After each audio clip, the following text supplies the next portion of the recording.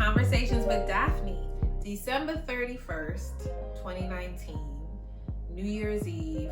I stayed in with my mom. I honestly slept the whole day watching, old TV shows. The ball dropped. My mom called me over to just say Happy New Year. And after it was all said and done, I went back to bed and tried to fall asleep.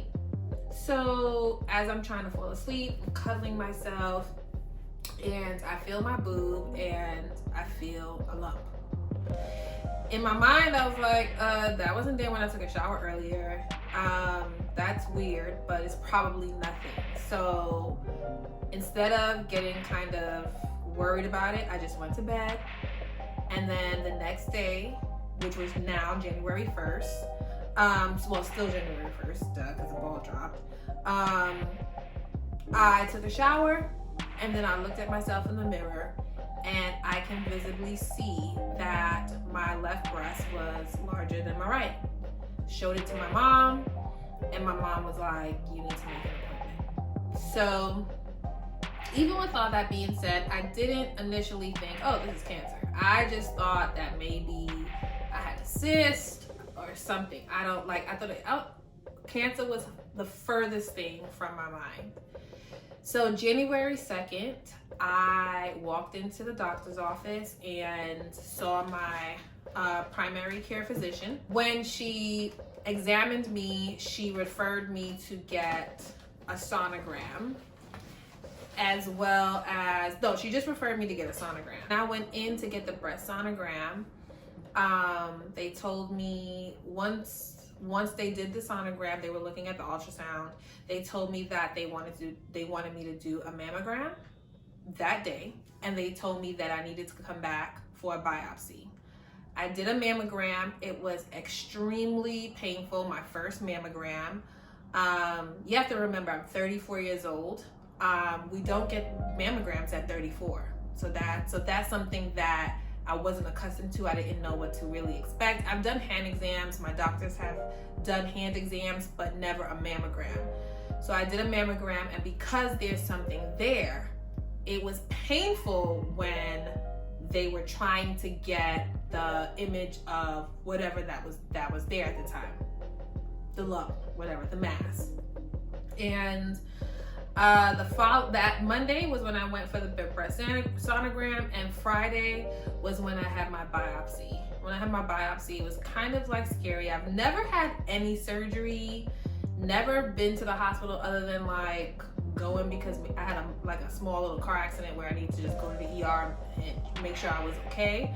But this was my first time actually having something done. So I had the biopsy on Friday, which was January 10th, and the results didn't come back until about a week later, January 16th. I remember the day like it was yesterday.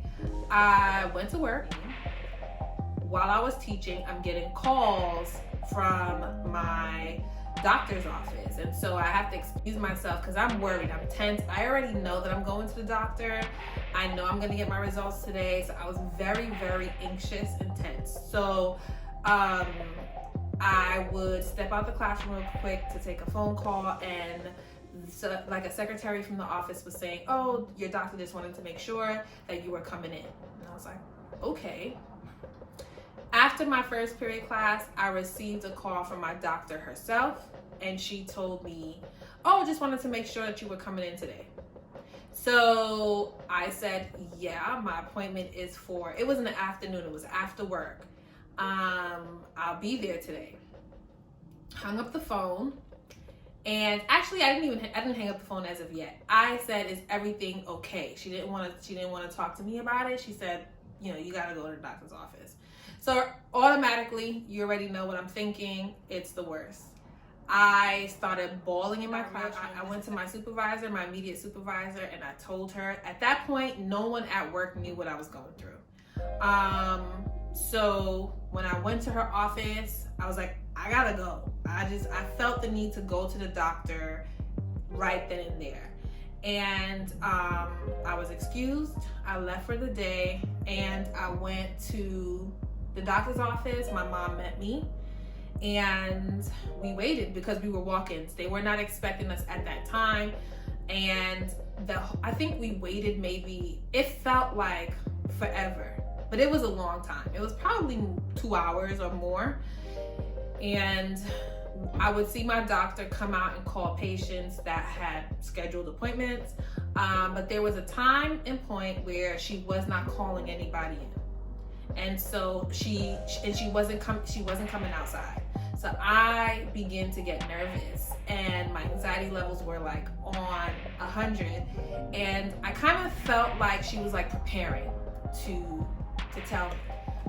My doctor is someone who is close to me, my family. She sees my sister and she sees my mom. So I felt like she was just trying to prepare for how she was going to tell me. So finally she calls us back into her room, and I sat down, and before she could sit down, she just told me, "I'm sorry, but the test came back positive. The biopsy came back positive for breast cancer." And my heart just like dropped. Like, it just dropped, and I just could not believe it. Even though I kind of sort of knew, I just couldn't believe it. I literally just started screaming in the doctor's office. My mom was crying, and my doctor was crying. Because she's been there for, so she's been my doctor since I was in middle school. And it was just very difficult. It was very, very difficult. It took a moment for me to stop wailing in the office. She had reached out to the counselor that was there, and he came in, and honestly, there was nothing that anybody can really say in that moment. There was nothing that anyone can really say. He couldn't really say much. I don't even remember what he said, but it wasn't like, he wasn't trying to give me advice. I mean, at this point, like, you know, I'm just finding out. And I just remember my mom crying. I remember her hugging me, and I just remember wailing, like just this wail. During that that visit, we discussed like what type of cancer it was. It is invasive ductal carcinoma. It's in my left breast, and they said that it's a form. My doctor told me it's a common form of cancer, and her goal during that visit was for me to start making appointments, and that was real. So she started to make appointments. She started making appointments even before I got into the room, and I think that was what was one of the reasons that took her so long to call us back into her office. But she started making appointments about whom I need to see, what doctors I need to see. But she also told me that it would be wise for me to get a second opinion. And the counselor in the room was like, well, hey, I know someone. The counselor called them right there during my visit and made an appointment for me. Literally, it was a Thursday I was in her office. The appointment was made for the following week. And so I was in that appointment the following week with a breast surgeon. So even though it was a traumatic experience, the ball started rolling immediately. And it's strange to think back about it right now, because I'm wondering if like I'm someone that knows that you got to get the ball rolling, you got to start making plans, you got to get ahead of this. But at the same time, I was like hearing the most shocking news of my life. And I guess it was like a precursor for what was to come, because January 16th was the day that I found out, and since then it's been non-stop, like appointments, just so many things that I've had to do that I'm like, you know, you don't really have time to take in everything that's happening to you. You really don't have the time. So it was hard to leave the doctor's office. It was definitely hard. Like, I don't know, I felt like walking out the doctor's office probably made it feel more real. It's shocking, you know? I would have never, ever, ever in a million years would have thought that this would have been my journey. Like, I just never would have thought that this was gonna happen. Anyway, it was January 16th, and my sister's birthday, she's turning the big 3-0, was January 18th, and we had planned prior to have like this surprise dinner for her with our cousins, some of our cousins and stuff, and she didn't know about it. And my mom was like, oh, we should like cancel it. And I was like, no, I don't think we should cancel it.